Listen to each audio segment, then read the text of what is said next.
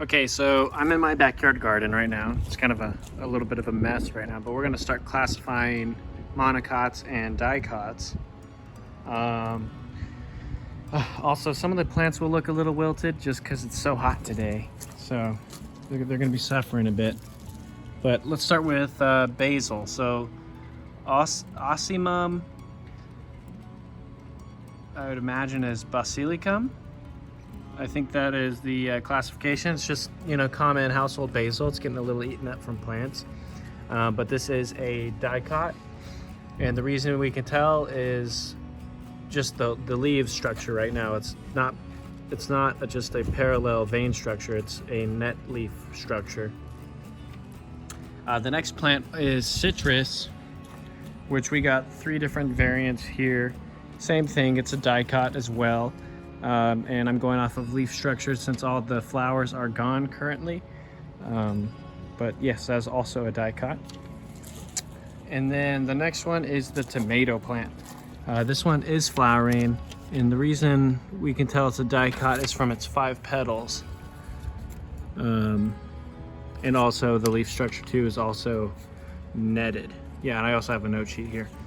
And then to start on the monocots, we are looking at the agave, which is a monocot from its vein structure on its leaves. It's parallel running down the actual leaf itself. But let's start with the pygmy date palm.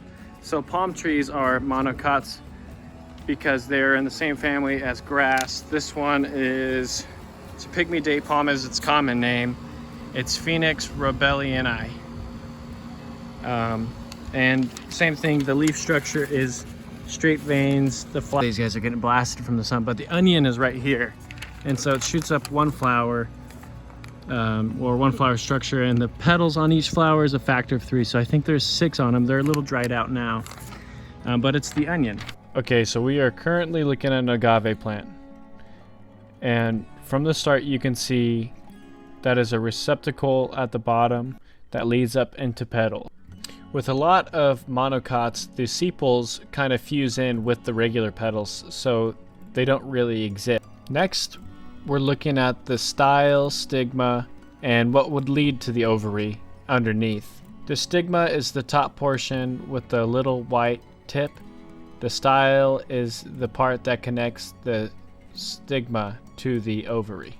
So this part is the anther that connects to a filament. This is what carries the pollen and is the male side of the flower.